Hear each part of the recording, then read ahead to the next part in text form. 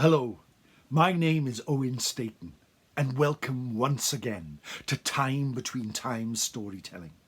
Now is the time where we can sit back, let our cares and our worries wash away like the sea, clear our minds, and let our imagination run wild.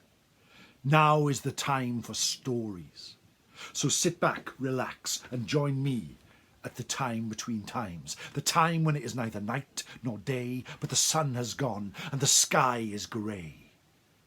The time between times, the time when the veil between our world and the fairy world grows wafer thin. So thin that for just a few moments we can reach into their realm, and for a few moments they can step into ours. The time between times, the time people see lights in the sky, the time when people see ghosts, the time when fairies dance on hilltops, and the time of stories.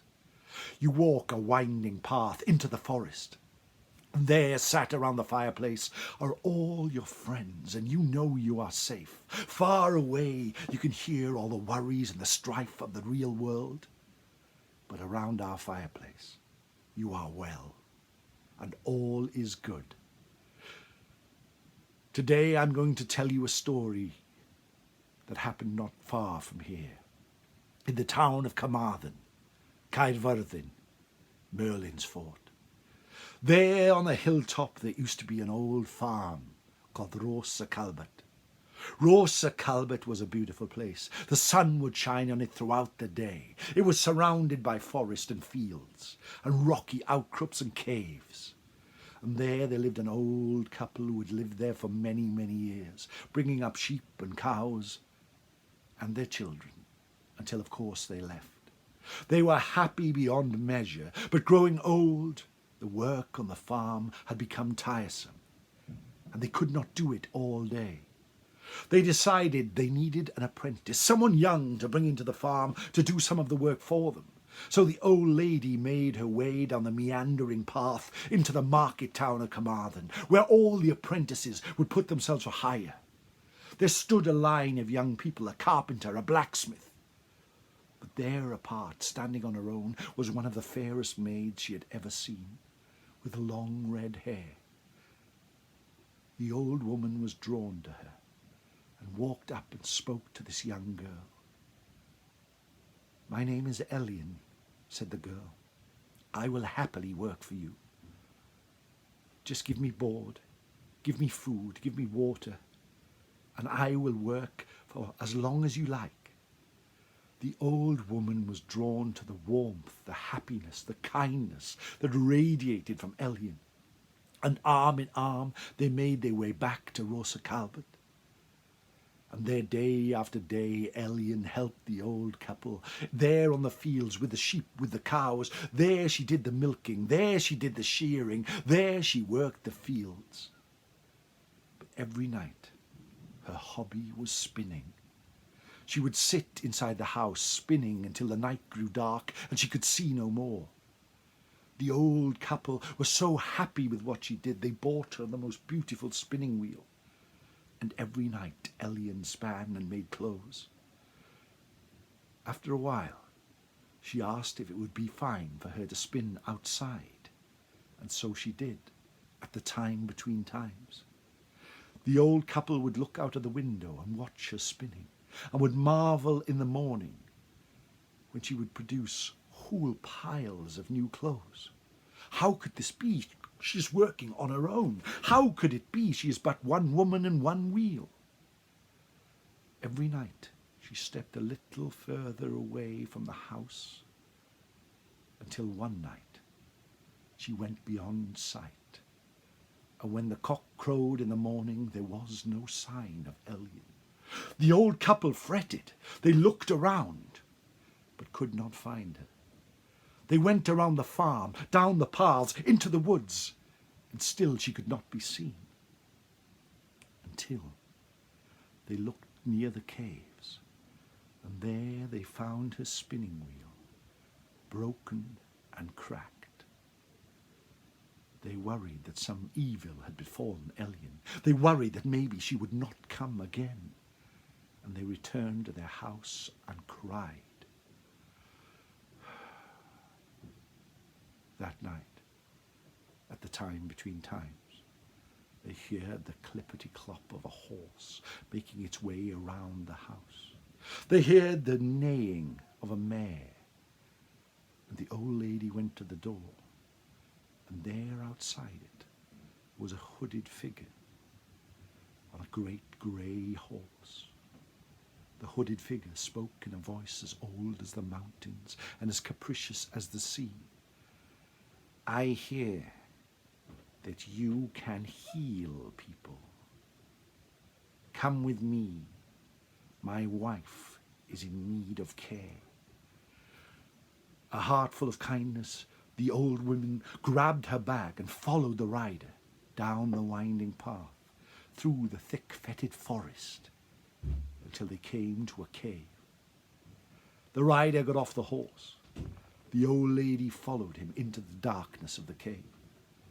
The rider was hunched and his face hidden.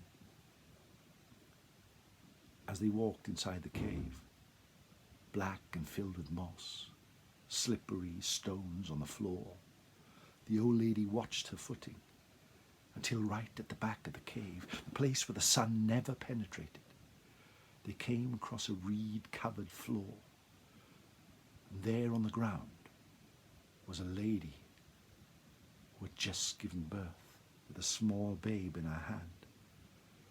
All around there seemed to be mess and ruin, and this lady seemed to be thin and malnourished. The old lady rushed forward to help her, but the rider placed out a hand. I have an ointment that you must place on the baby's head, but do not place it on your own eyes, for evil will befall anyone who does that. A strange thing to say indeed, but the old lady took the ointment, placed it in her hand, and went towards it to place it on the baby's head.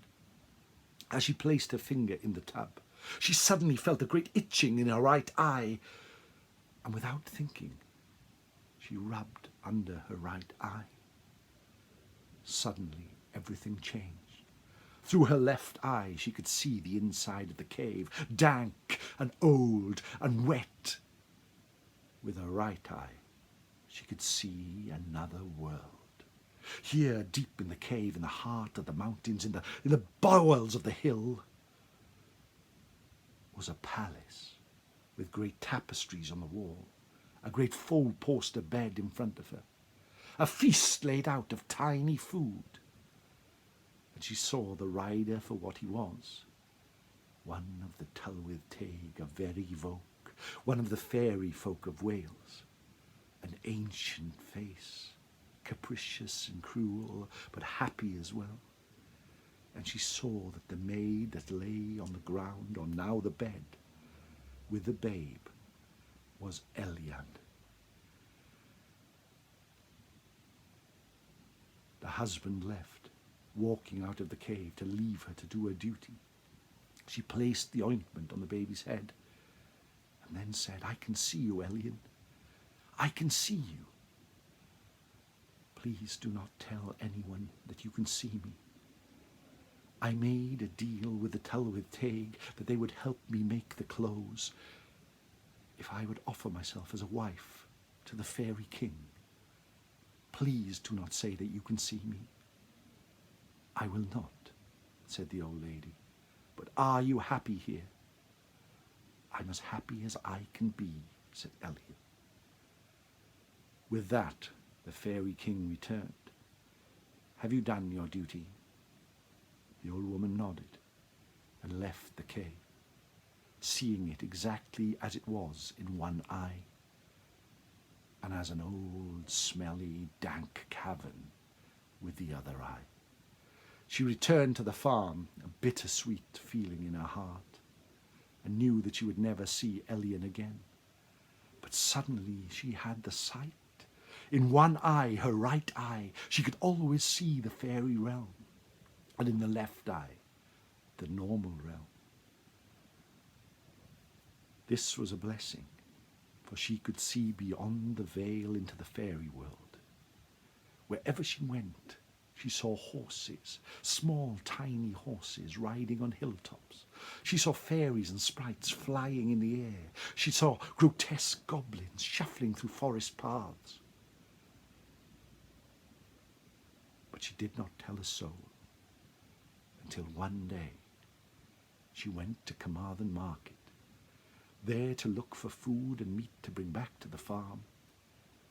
And as she was looking through the stalls, she saw the fairy king, the husband of Elien, making his way round and about, unseen by all the populace, taking fruit and vegetables from the stalls and placing them in a sack, stealing.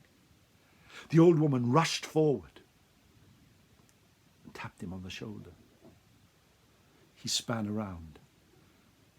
She did not realize why she'd done it.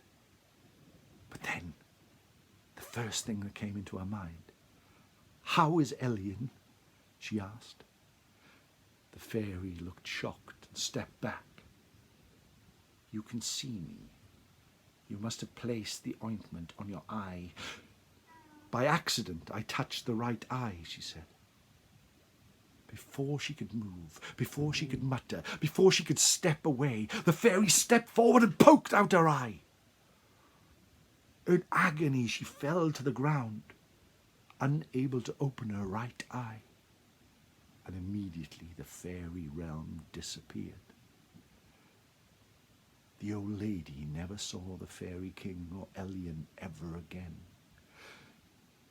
She had to use her one good eye for the rest of her life, and always regretted that she had broken her promise not to mention Elien to her husband.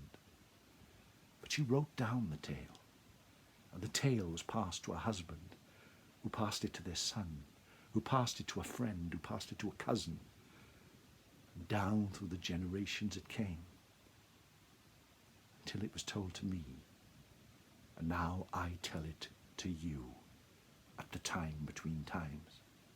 Many people say they know where the cave is, and some have claimed to even see inside it and see what it really is. But that knowledge is lost to me. But maybe, just maybe, you will find it yourself. But if asked by the Tylwyth Teg to keep a promise, make sure you do, for evil will befall any who break the word of the Tylwyth Teg. And that, my friend, is the great tale of Elien and the spinning wheel. I hope you enjoyed it. I enjoyed telling it to you. I hope you are well. If you like these tales, there are now many, many on this channel. And also, I perform a podcast, Time Between Times Storytelling. That can be found wherever you find your podcasts. And there you don't have to look at me. My friends, diolch yn fawr am gwrando. Thank you so much for listening. If you enjoy this, please subscribe and like, and please leave a comment. Sometimes it feels like I'm just talking to myself. But I know that we are all out there, all taking time at the time between times, to let our cares and our troubles wash away. I will see you soon. Diolch yn fawr. Thank you.